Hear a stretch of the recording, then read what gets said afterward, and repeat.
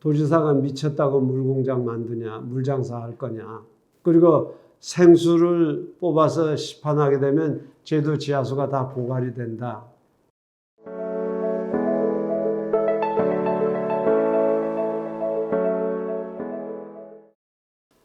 제가 제주도지사로 그 당시는 임명직이었거든요. 그 1995년서부터 선거직으로 바뀌었지만은 제가 1993년 12월 27일 제주도지사로 발령을 받고 이제 내려왔어요. 근데 와서 보니까 제주도에 여러 가지 감귤을 포함해서 현안 문제들도 있었지만 가장 시급한 게 제주도 지하수 문제였습니다. 그 여러분들 아시는 것처럼 제주도는 강이라든지 호수 같은 수자원이 없어요. 그러면 수자원의 유일한 게 지하수입니다. 근데 이 지하수 얘기를 하기 위해서는 박정희 대통령 얘기를 안 할 수가 없어요. 아마 제주도 오셨던 분들은 또 제주도에 사시는 분들은 보셨으리라고 생각을 합니다만 어승생 댐이라는 거 있거든요. 한 600고지 정도의 그 댐이 있는데 그 당시 그 댐이 만들어지기 전까지 제주도 사람들은 봉천수라는 물에 의존했습니다. 말하자면 하늘에서 내리는 비를 모아두었다가 먹은 거죠. 근데 박정희 대통령께서 처음에 제주도 오셔서 물 문제를 얘기하셨던 거는 제주도 사람들도 위생수를 마셔야 되는 거 아니냐. 그렇게 해서 지금은 제주도에 호텔들이 많습니다만 그 당시 제주도에 있었던 유일한 관광 호텔이 허니관광호텔이라고 있었어요. 지금은 이액잠겸에서 조그맣게 있습니다만 칼호텔 바로 앞에. 그게 유일한 호텔이었는데 그 호텔 메모지에다가 한라산의 강수량이 많으니까 한라산 계곡을 따라서 도수로를 만들어서 집수를 시켜가지고 저수지를 만들고 저수지에서 동서간선으로 보내고 지선으로 마을까지 뽑아주면 위생수를 먹을 수 있지 않느냐. 그러고 박정희 대통령께서 직접 그림을 그리신 거예요. 그 메모지 가지고 만들어진 게 지금 어승생 댐입니다. 저수량이 제가 기억하기로는 지금 한 10만 8천 톤 될 텐데 그 당시 저걸 가지고 제주시 지역, 북제주군 지역, 남제주군 지역 일부까지 위생수를 다 먹게 했었는데 그 당시 제가 제주도청에서 지역계획과장으로 근무할 때요. 그러니까 한 1972년도 이때쯤 얘기인데 저 어승생댐 공사를 준공한 게 접니다. 그런 거기 때문에 박정희 대통령께서 얼마나 그 제주도 물에 대해서 뭐 다른 분야도 마찬가지입니다만 관심이 크셨는지 그 다음에 지하수 개발 문제가 있어요. 그때 우리는 심정굴착이라고 그랬거든. 왜 여러분들 우물 파는 거 아시죠? 그게 지하수 개발하는 방법이었어요. 심정굴착. 왜 저 가뭄때 양수기 돌려서 물 뽑아 올리듯이 그 정도였거든. 근데 그게 아니고 100m, 200m, 300m 깊이 들어가서 지하수를 뽑을 수 있도록 해 주신 분이 또 박정희 대통령이세요. 이 양반이 건설부에 지시를 해서 그 당시 이 스웨덴에서 고성능 착전기 2대를 도입하게 한 거예요. 그리고 그걸 가지고 제주도 지하수를 파기 시작한 거예요. 지금 제주도 지하수가 한 148만 톤처럼 이제 8만 톤 정도 최소 허가가 나가 있는데 제주도 사람들은 이걸 가지고 농업용수로 많이 써요. 그러니까 말하자면 삼다수 가지고 제주도가 농사 짓는 셈입니다.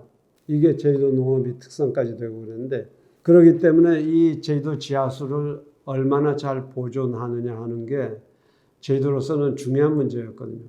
그래서 이제 아까 얘기로 되돌아가면 1993년 12월 27일 날 제주도지사로 부임을 해서 보니까 이미 생수를 생산해서 지하수를 이용해서 생수를 생산 시판할 수 있는 업체가 있었어요.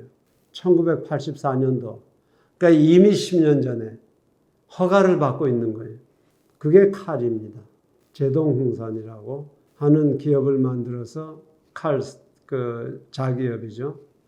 그래서 그 일일 채수량 제 기억으로는 한 20톤 정도밖에 안 되는 것 같은데 소량이지만은 뽑아가지고 그때는 대한민국에 생수 시판이 허용이 안 될 때입니다. 그러니까 이 사람들은 우선 자기들이 필요한 거 쓰면서 자가 공급 어느 땐가 생수 시판이 되면 제주도 지하수를 먹겠다는 거죠. 그래 보니까 재벌하고 큰 싸움이 시작되겠더라고요. 근데 이제 도지사 입장에서는 어쨌든 제주도 지하수를 보존해 주는 게 가장 중요한 역할이기 때문에 삼다수를 구상한 거예요. 우리도 생수공장 만들자. 그러니까 무슨 칼이 문제가 아니라 제주도 사람들이 야단난 거예요. 도지사가 미쳤다고 물공장 만드냐, 물장사 할 거냐. 그리고 생수를 뽑아서 시판하게 되면 제주도 지하수가 다 고갈이 된다. 그때 제가 도민들을 설득한 게 딱 하나였습니다. 그때 우리가 삼다수 공장을 채수량을 400톤으로 계획을 했었거든요. 일일 400톤. 근데 저 중문에 있는 신라 호텔이 지하수를 하루 1000톤 쓸 때입니다. 도민들에게 신라 호텔이 하루 1000톤 지하수를 쓰는 건 괜찮고 우리가 도민기업을 만들어서 400톤 쓰자는 건 문제냐. 그리고 이제 엄청난 여론전이 시작된 거죠. 그럼에도 불구하고 저걸 밀어붙인 거예요. 근데 여러분들이 이해를 하셔야 될 거는 삼다수는 우선 사기업처럼 우리가 만든 거예요.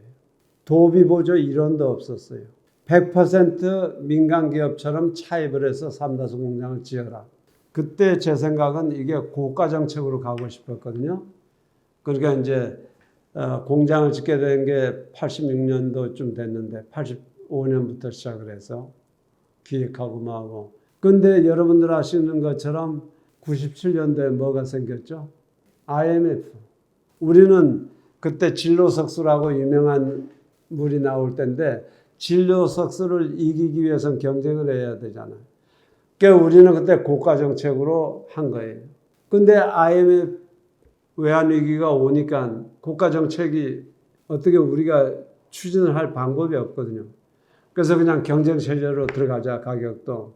그렇게 해서 했는데 공장은 만드는데 제일 문제가 누가 팔 거냐는 거예요.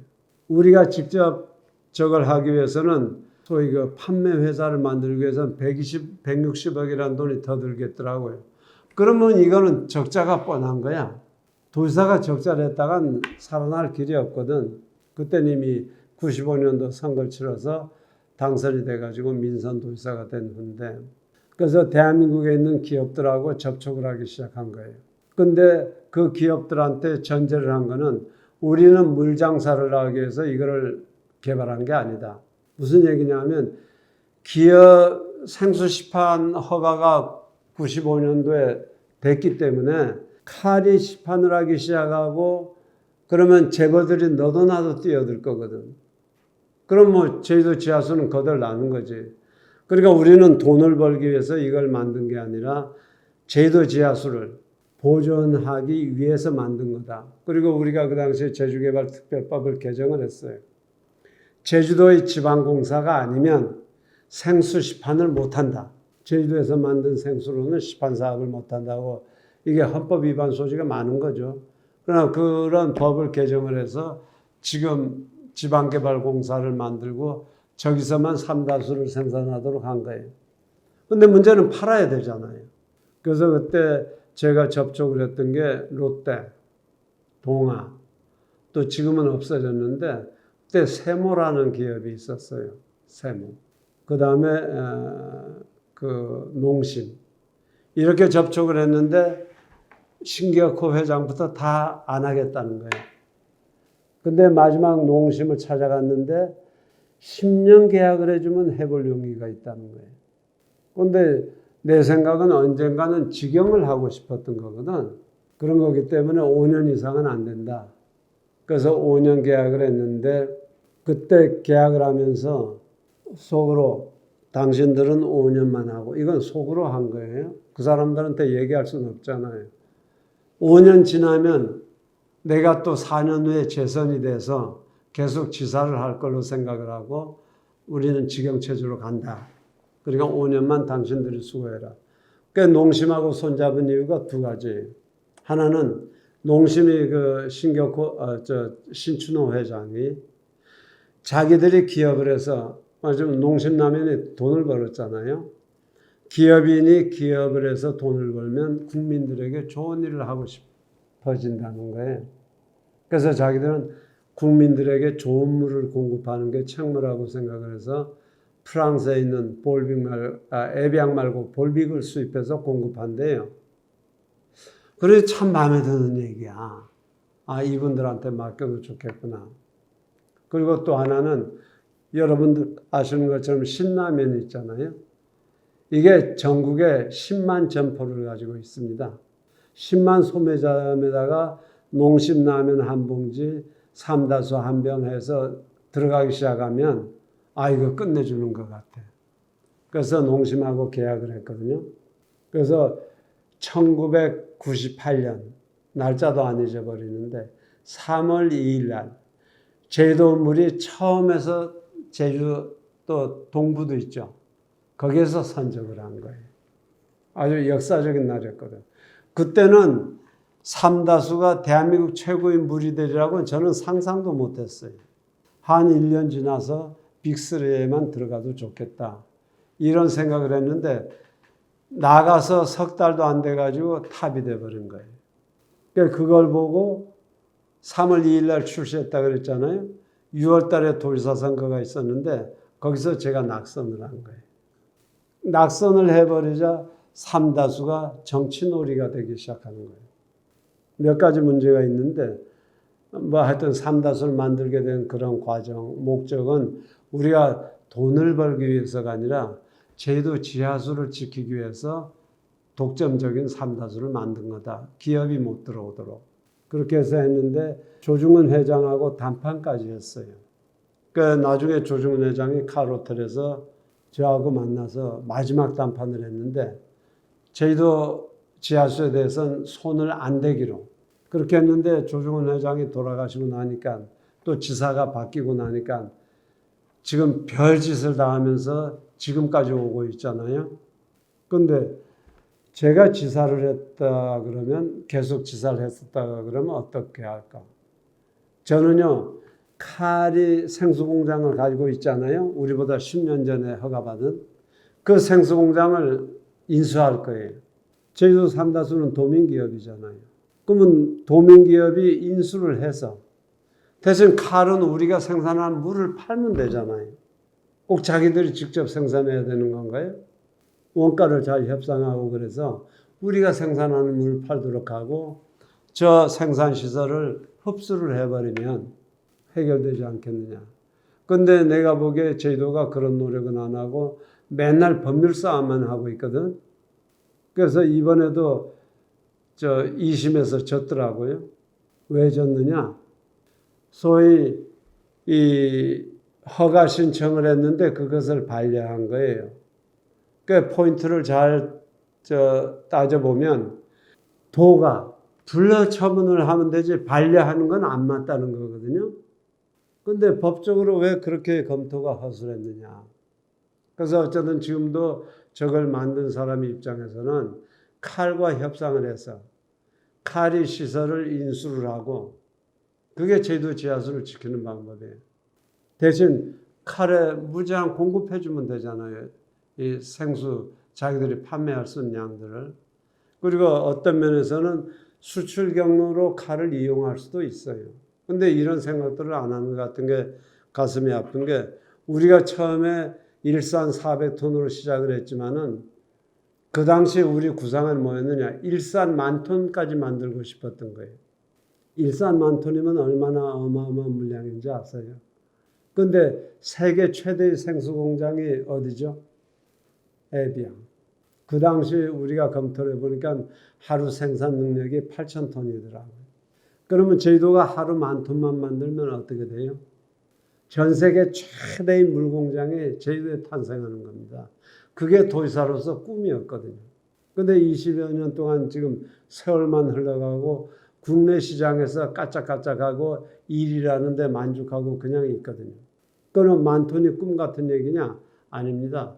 우리 400톤으로 시작했다 그러잖아요. 지금 삼다수가 하루 얼마 생산하고 있어요? 지하수 얼마 쓰고 있어요? 제가 알기로는 4,300톤입니다. 그 사이에 벌써 10,000톤이 반 정도까지 올라왔잖아요. 국내 시장만 가지고도. 지금 우리가 좋은 시장이 어디 있습니까? 중국하고 일본입니다. 시도해 봤나요? 그러니까 이렇게 주변에 있는 시장까지도 활용할 생각도 않고 그냥 국내 시장에서만 깔짝깔짝하고 있거든요. 그래서 저걸 만든 사람 입장에서는 그게 아니라는 거예요. 중국하고 일반 시장으로 빨리 나가자. 그리고 또 하나 여러분들 아시는 것처럼 우리 한국 사람들이 외국에 가서 제일 먼저 하고 있는 사업이 뭐예요? 외국에 가서 슈퍼마켓 사업입니다. 전 세계 그 한인 그룹이 있잖아요. 이쪽들하고 해서 우리물 한인이 운영하고 있는 많은 나라의 슈퍼마켓에 공급하면 안 되나요? 저는요, 수질은 절대 안 떨어진다고 보거든요. 수질은 프랑스의 볼빅도 광천수고 우리도 광천수인데 볼빅한테 절대 안 떨어집니다. 여러분들 서울 가시면 볼빅 한번 사서 드셔보세요. 그렇게 해서 하루 10,000톤만 생산을 하게 되면 거기서 생기는 수익이 얼마나 되겠습니까? 그 다음 거기다 부수적인 것들. 그래서 어쨌든 해외 시장으로 눈을 돌려야 되는데 20여 년 동안 못 돌리고 있다는 거. 이게 가장 큰 문제라고 저는 생각을 하고. 두 번째가 유통입니다. 지금 어디하고 손잡고 있죠? 광동. 제약회사죠. 광동하고 손잡았죠. 왜 농심하고 이별을 했습니까? 저는 쉽게 얘기해서 제주도민들이 농심을 배신한 겁니다. 여러분들 일해봐서 알잖아요. 제품이 아무리 좋더라도 판매에서 성공을 못하면, 유통에서 성공 못하면 방법 없잖아요. 저는 농심이 안 맡았으면 삼다수는 유통에 성공을 못했으리라고 보는 사람입니다. 그러면 농심에 엄청나게 감사해야죠, 제주도민들은. 제주도민들이 가지고 있는 기업 중에 삼다수보다 더 큰 기업이 있습니까? 저 기업을 저렇게 큰 기업으로 키워준 건 농심입니다. 근데 정치적인 이유로 해서 농심을 떼버리고 제약회사하고 광동제약하고 손잡았잖아요. 저는 이걸 보면서 꼭 한국 정치하고 비슷해요. 우리 반미 얘기들 하잖아요. 한국의 반미를 얘기할 자격은 있어요? 6.25 전쟁 때 미군이 얼마 죽었죠? 부상당한 사람 빼고 4만 5천 명이 죽었습니다. 그 미국 그 링컨 기념관에 가면 그 옆에 한국전쟁 기념관이 있어요. 거기 뭐라고 써 있는지 아세요? 우리말로 번역을 하면 가본 적도 없고 만나본 적도 없는 사람들 위해서 그들을 지켜주라는 국가의 명을 받들고 우리 아들, 딸들이 거기 가서 죽었다 이렇게 돼 있어요. 여러분 같으면 가시겠어요? 그렇게 해서 지켜준 나라예요. 근데 우리 나이 든 사람 입장에선 반미하는 걸 보면 너무 가슴이 아파요. 박정희 대통령이 5천만 경제개발을 하기 위해서 5천만 불을 빌려달라고 미국에 요청을 했다가 거절을 당했어요. 그 다음 독일하고 교섭을 한 거예요. 그때 수고했던 분이 계신데 독일 정부에서 뭐라 그러냐? 오케이, 광부하고 간호사를 보내주면 그 사람들이 월급을 담보로 해서 5천만 불을 빌려주나. 그렇게 해서 경제를 일으킨 나라예요. 박정희 대통령이 독일 가서 광부들, 간호사들 붙들고 울었다잖아요. 그렇게 해서 만든 나라예요. 근데 한일협정에 대해서 여러 가지 얘기들이 있는데 그 부속협정까지 많거든요. 95년대 협정 타결이 됐는데 그때 일본이 무상원조 3억 불, 유상원조 2억 불, 상업 또 민간 차원 2억 불은 빼더라도 이 5억 불을 가지고 경제개발을 시작한 거예요. 그때 그게 얼마나 큰 돈인지 압니까? 일본이 외환보유고가 10억밖에 안 될 때는 외환보유고의 반을 한국에 준 거예요. 그 협상 내용을 가지고 이러쿵저러쿵 시비하는 걸 보면서 정말 나쁜 한국 사람들이다, 나쁜 한국 정부다 하는 생각이 드는 거예요. 특히 반일 그러면서 무슨 불매운동까지 하잖아요. 은혜를 저버리는 거예요. 일본이 한국을 뺏고 싶어서 뺏었어요? 이시조선이 무능하고 나라를 지킬 힘이 없어서 뺏긴 거 아니에요? 우리가 잘못해서 뺏긴 거거든요. 그때는 여러분들 아시는 것처럼 식민지 시대입니다. 식민지 시대 아니었어요? 2차 세계대전 끝나고 130개국 이상 식민지들이 독립을 했잖아요. 그 독립한 식민지들이 배상을 청구한 걸 본 적 있어요? 전 세계적으로. 없습니다. 그러나 어쨌건 그 3억 불을 기초로 해서 한국이 본격적으로 경제개발을 시작한 거고 그때 기술을 제공했던 게 일본입니다. 돈뿐이 아니고. 여러분들 혹시 가나야마 대사라고 아세요? 대한민국의 2대 대사로 부임했던 일본 대사인데 그때 박정희 대통령은 포항제철을 만들고 싶어 했어요. 그런데 일본 정부가 노했어요. 그러니까 박정희 대통령이 한국에 와 있는 가나야마 대사를 청와대로 불러서 술 한잔 하자고 한 거예요. 그러면서 박 대통령이 대뜸 뭐라고 질문을 하셨냐 그러면 당신 직함이 뭐요? 이런 거야. 그러니까 주한국 일본 전권 대사입니다. 이렇게 대답한 거예요. 그러니까 박 대통령이 어떻게 받아쳤느냐. 주일본 한국 정권 대사를 해주면 안 되겠느냐. 그러니까 가나야마 대사가 알겠습니다. 그러고 일본 건너가서 외무성에 복을 안고 수상을 직접 만난 거예요. 그러니까 수상이 우리 이미 안 해주기로 결정했는데 당신 대사가 왜 와서 까부냐 이렇게 된 거야. 그래도 굴하지 않고 신일본 제철 회장을 만나가지고 마침내 기술 제공을 하게 된 거예요. 일본 기술로 지은 겁니다. 그런데 포항제철이 지금은요 일본에 있는 제철 회사 다 합친 것보다 더 크거든요. 그렇게 발전한 거예요 우리가. 그러니까 신일본 제철하고 포항제철이 합작을 해서 자회사를 하나 만들었어요. 그런데 여러분들 아는 것처럼 그 강제징용 배상 판결 있잖아요. 어느 재산을 압류했어요? 바로 이 자회사 자산을 압류한 거예요. 도대체 그런 나라가 있냐고요. 그 이제 저희도 삼다수 얘기하다가 빗나갔지만은 정말 농심을 제주도민들이 배신한 거예요. 저거를 만들었던 사람의 입장에서는 지금도 가슴이 아픈 거예요. 그러나 이제 현실은 현실인데 이 유통 사업을 지금 광동이라는 제약회사에 주어 있는데 이걸 빨리 직영을 해야 됩니다. 전국 유통망을 우리가 갖게 되면 어떻게 돼요? 거기에 취업하는 청년 수가 얼마나 될까? 전국 유통망을 우리가 가지면 엄청난 저도 계산은 안 해봤는데 엄청난 청년들을 고용할 수 있지 않겠어요? 근데 고용뿐이 아니고 삼다수가 지금은 물사업만 하고 있잖아요. 제가 보기에는 삼다수가 도민을 위한 사업을 해야 된다고 생각하고 있는데 그게 바로 물류 통합 시스템입니다. 제주도가 물류비가 제일 비싸거든요. 바다를 건너오기 때문에. 그건 뭐 종이, 양곡, 채소에부터 시작해서 건축자재 이렇게 다 비싸잖아요. 그걸 싸게 할 방법이 없을까요? 삼다수 물류를 어차피 해야 되잖아요. 그걸 중심으로 해서 제주도의 물류를 삼다수가 좀 통합하라는 거예요.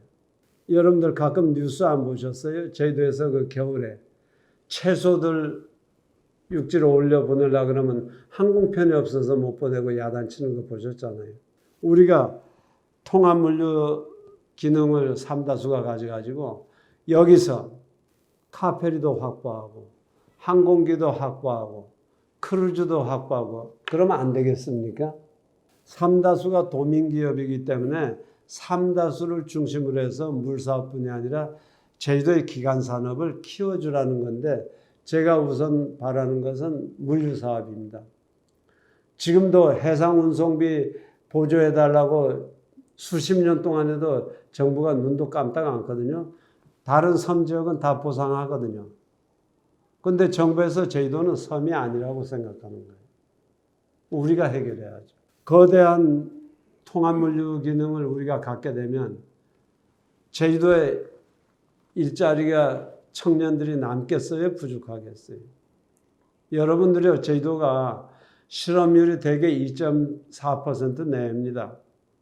1년에 6천 명의 일자리만 만들면 여기는 완전 고용이 되는데 지금 삼다수 고용 인원이 얼마예요?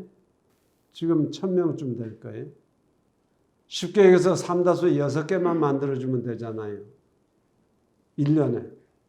근데 우리가 얘기하고 있는 것처럼 통합물질센터 같은 거는 이게 하게 되면 어마어마하게 커질 거예요. 우리가 수송수단을 다 갖게 되고 그러기 때문에 이런 거를 바로 도민기업인 삼다수가 하라는 거죠. 근데 지금 무슨 일들 하고 있어요? 무슨 행복주택 만들어주고 그걸 왜 삼다수가 해야 돼요? 그런 기능은 얼마든지 다른 데서 가져도 되잖아요.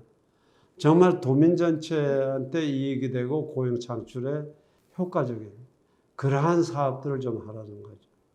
그게 아마 삼다수가 앞으로 나아갈 길이에요. 다만 이제 도민들이나 밖에 있는 사람들 입장에서 삼다수가 무진장 커지면 언젠가는 제주도 지하수가 고갈될 거 아니냐 하는 그런 걱정을 하시는데 당분간 그 걱정은 전혀 안 하셔도 됩니다. 제가 얘기하고 있는 숫자는 20년 전 숫자예요. 제가 도지사를 할 때 그 알아뒀던 숫자인데 제주도의 중산간 지역을 중심으로 해서 매일 내리는 비가 하루에 400만 톤이에요. 그러면 이게 중산간 지역을 통해서 내려가서 지하수가 되는 거잖아요. 이 지하수를 제주도 지하수는 기본적으로 바닷물 위에 떠 있는 볼록렌즈 같은 거거든요.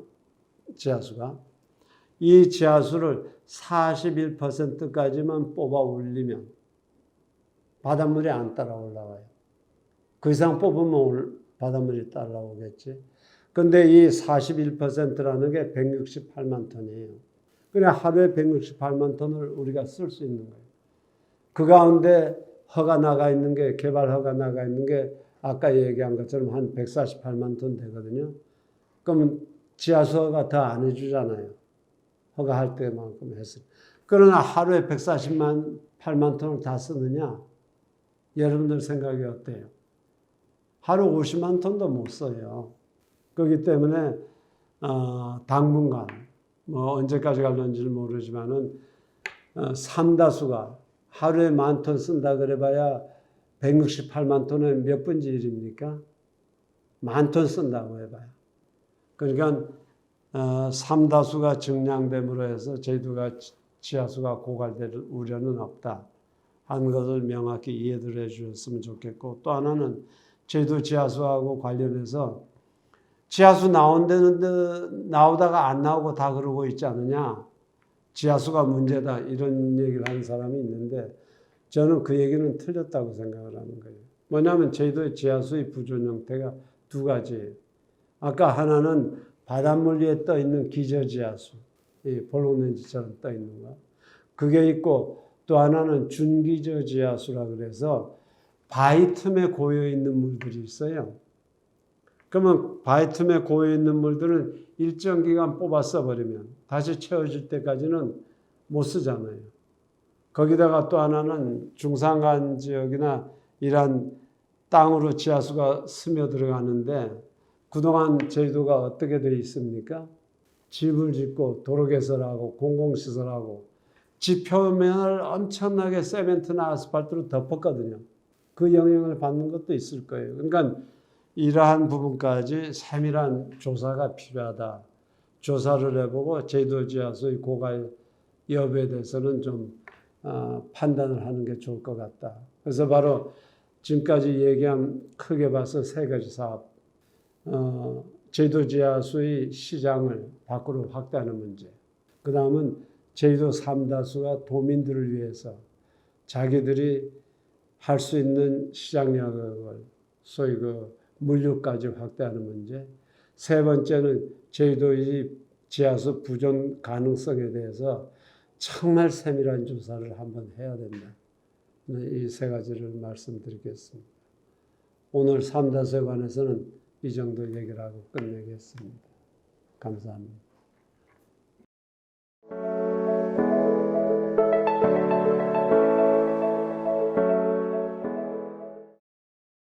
삼다수 이름은 누가 지은 거예요? 삼다수 이름은 장명을 하기는 그 신춘호 회장이 했거든.